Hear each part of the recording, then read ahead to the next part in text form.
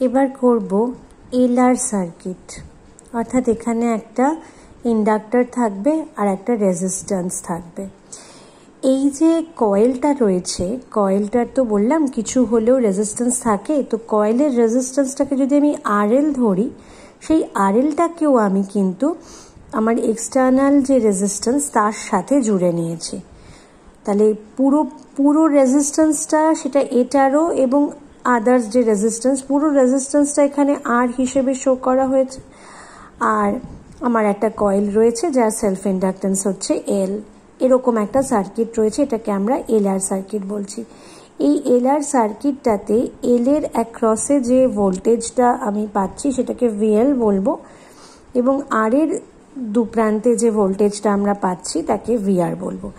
এবং এখানেও আমরা অল্টারনেটিং ভোল্টেজ অ্যাপ্লাই করছি, V equal to V0 sine omega t. এখন যদি বর্তনীতে কোনো একটা পার্টিকুলার মোমেন্টারিলি কারেন্ট ফ্লো করে আই পরিমাণ, তাহলে আমরা বলতে পারি যে এল এর দুপ্রান্তে যে ইএমএফ ইনডিউসড হবে, যে তড়িৎচালক বল আবিষ্ট হবে, সেটা -L dIdt হয়। তাহলে বর্তনীর কার্যকর ভোল্টেজ হয়ে যাচ্ছে V0 সাইন ওমেগা টি -L dIdt, এটাকে আমরা VE বলছি, এফেক্টিভ ভোল্টেজ যেটা। এবার ওমের সূত্র অনুসারে V ইকুয়াল টু IR। এখন আমার একটা রেজিস্ট্যান্স রয়েছে এই সার্কিটে, আগের বারের মতন 0 নয়। তাহলে V0 sine omega T -L dIdt equal to IR হবে। এবার আমরা কি করলাম, L dIdtটাকে এই দিকে নিয়ে আসলাম, মানে IR এর সাইডে নিয়ে আসলাম, এনে লিখলাম L dIdt plus RI equal to V0 sine omega t. এবার ধরে নিচ্ছি I equal to I0 sine omega t plus alpha. তাহলে dIdt কত হবে করে দেখলাম, সাইনের জায়গায় কস হয়ে গেল আর একটা ওমেগা আসলো, তাহলে dIdt হয়ে গেল ওমেগা I0 কস ওমেগা টি প্লাস আলফা। এবার I এর এই মানটা এবং dIdt-র এই মানটা দুটোকেই আমরা এই সমীকরণে যদি বসাই, সমীকরণটা বড় হয়ে যাচ্ছে, তো কিছু করার নেই, এটা হয়ে যাচ্ছে আমাদের ওমেগা এল I0, এই এলটা এখানে ছিল, তার সাথে dIdt করা হয়েছে, dIdt-র ফলে হয়ে গেছে cos omega t plus alpha. এটা হচ্ছে আর ছিল RI, তাহলে RI0 sine omega t plus alpha equal to V0 sine omega t. এখান থেকে আমরা কি করলাম, I0টাকে কমন নিলাম, কমন নিয়ে এটাকে আগে লিখেছি আর sign omega t plus alpha plus এখান থেকে রইল পরে ওমেগা এল কস ওমেগা টি প্লাস আলফা। এভাবে জিনিসটাকে সাজানো হয়েছে। তারপরে এখানে V0 সাইন ওমেগা টি, রাইট হ্যান্ড সাইডটা যেমন আছে তেমন রইল। এখানে একটা জিনিস আমরা ধরব, এই যে আর আর এই যে ওমেগা এল, সেই দুটোর স্কোয়ার করে তার রুট যদি নেওয়া হয় সেটাকে বলছি জেড। এই জেডটা পরে আসছি, এবং ট্যান থিটা বলে আমরা একটা ট্যান থিটা ধরে নিচ্ছি, যেটা কিনা ওমেগা এল বাই আর। তাহলে এখান থেকে দেখো, এইটা আমরা পাইথাগোরাসের থিওরেমের থেকে পাচ্ছি। তো আমরা এখানে একটা রাইট অ্যাঙ্গেল ট্রায়াঙ্গেল পাবো, সমকোণী ত্রিভুজ, যার একটা বাহুকে আর বলছি, একটা বাহুকে ওমেগা এল বলছি। ওমেগা এলকে লম্ব বলা হয়েছে, আর কে ভূমি বলা হয়েছে, জেড হচ্ছে আমার অতিভুজ। তাহলে R square plus omega L এর whole square equal to Z square হবে, এবং এই অ্যাঙ্গেলটাকে থিটা বলা হয়েছে, থিটা তাহলে ওমেগা এল বাই আর হবে। এই রাশিগুলো যে আমি নিয়েছি, এটাকে একটা ত্রিভুজের মাধ্যমে এর সম্পর্কটাকে দেখানো হয়েছে। এবার দেখো, এই যে জেড, আমরা কি করলাম, জেডটাকে এর মধ্যে ইন্ট্রোডিউস করছি। কিভাবে করব, জেড দিয়ে গুণ করছি, জেড দিয়ে ভাগ করছি। তাহলে এইখানে বাইরে জেড দিয়ে গুণ করলাম আর তলা এগুলোকে জেড দিয়ে ভাগ করলাম। করলে কি হলো, বাইরে হলো I0 জেড, এখানে R by Z sine omega t plus alpha. কেন করছি সেগুলো পরে ক্লিয়ার হবে। আর এখানে omega L by Z cos omega t plus alpha হলো, সেটা ইকুয়াল টু আমার V0 সাইন ওমেগা টি। এবার এই যে I0 জেড, এখান থেকে আমরা আর বাই জেডকে কস থিটা বলছি, বলে এটাকে আলাদাভাবে না লিখে এরম একটা কস ফাংশন বললাম, এবং ওমেগা এল বাই জেডকে সাইন থিটা বলছি। দেখো, এখান থেকে বলতে পারি তো যে ওমেগা এল বাই জেড হচ্ছে সাইন থিটা আর আর বাই জেড হচ্ছে কস থিটা। এই ট্রায়াঙ্গেল থেকে রিলেশনশিপটা হয়। তাহলে সেইভাবে জিনিসটাকে সাজিয়ে লেখা হলো, সেটা equal to v0 sin omega t হলো। এবার এটা করা হলে পরে নেক্সট আমরা কোন জায়গায় যাচ্ছি, কেন এটা করলাম, এটা করার ফলে এই I0 z sign omega t plus alpha plus theta পুরোটাকে একটা ফাংশনের মধ্যে নিয়ে আসলাম, আদারওয়াইজ দুটো দিককে কম্পেয়ার করতে পারছিলাম না, equal to v0 sine omega t. তাহলে এখানে আমাদের ফর্মুলাটা হচ্ছে ট্রিগোর ফর্মুলা, তোমরা আমার থেকেও অনেক ভালো জানো, এখন আমি তো সব ভুলে গেছি।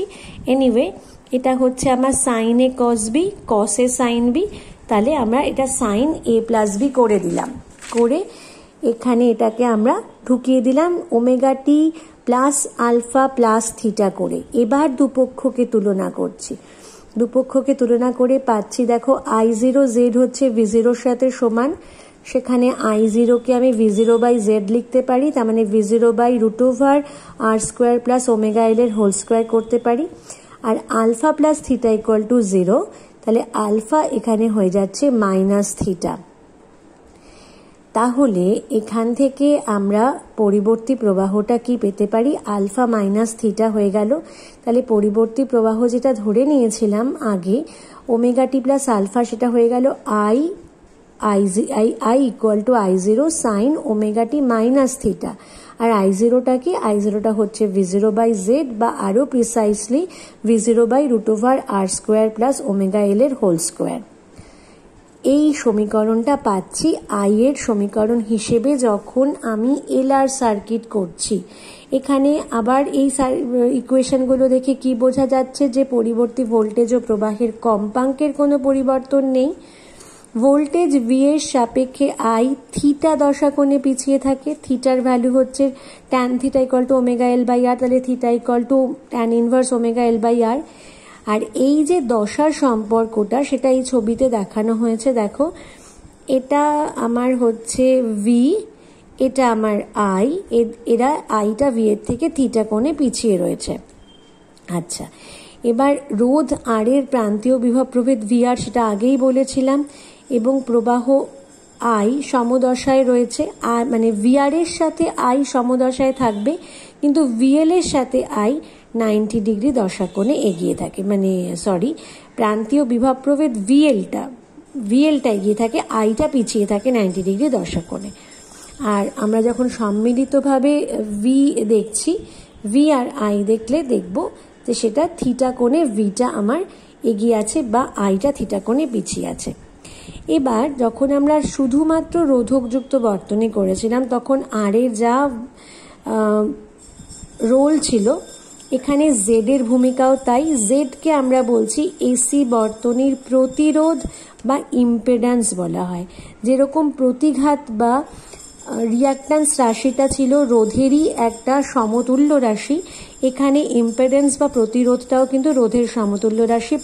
প্রতিরোধ জেড ইকুয়াল টু এটা হবে, এর মধ্যে এক্সেল মানে ওমেগা এলটা বেসিক্যালি এক্সেল, এটা দেখেছিলাম, সেটা আবেশী প্রতিঘাত। তাহলে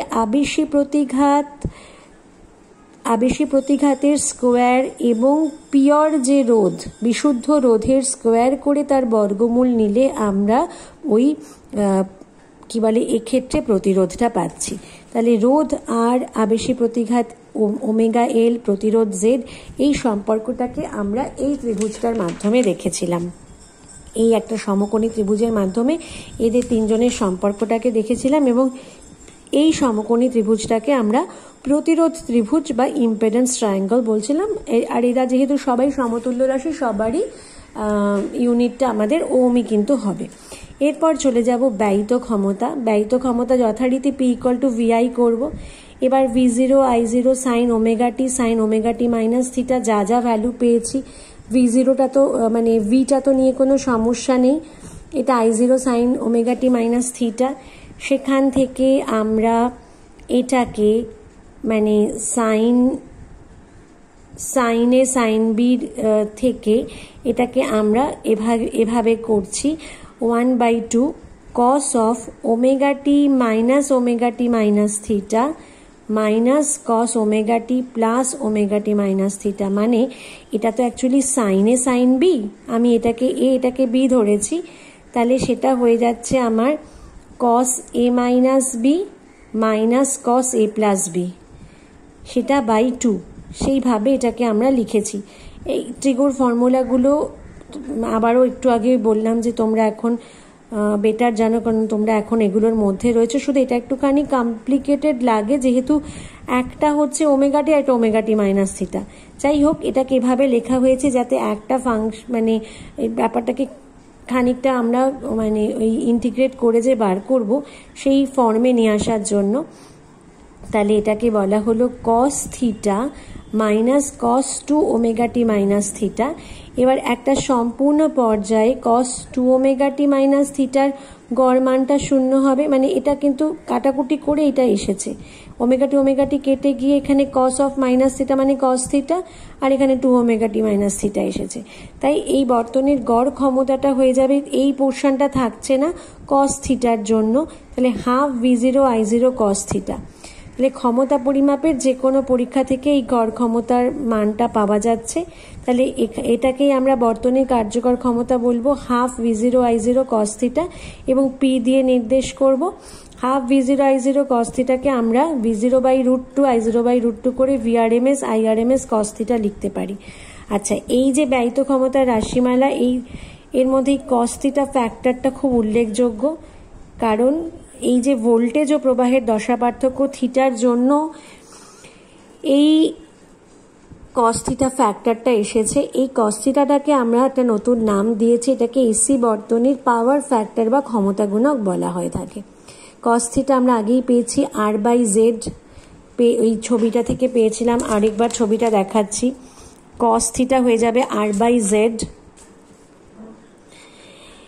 এবার I0 equal to V0 by Z, IRMS হচ্ছে I0 বাই √2, তাহলে V0 বাই √2 জেড, তাহলে VRMS বাই জেড করতে পারি।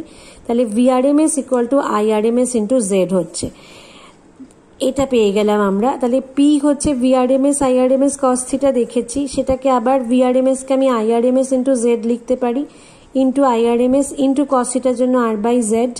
তাহলে সেখান থেকে দেখো জেড জেড কেটে গেল, কেটে গিয়ে IRMS স্কোয়ার ইন্টু আর, এই ফর্মে কিন্তু আমরা ফিরে এলাম। তাহলে এর অর্থ কি হলো?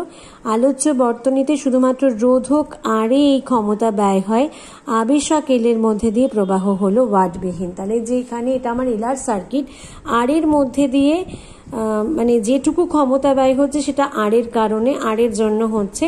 আবেশকের মধ্যে দিয়ে প্রবাহ যখন হচ্ছে তার জন্য কিন্তু কোনো ক্ষমতা ব্যয় হচ্ছে না।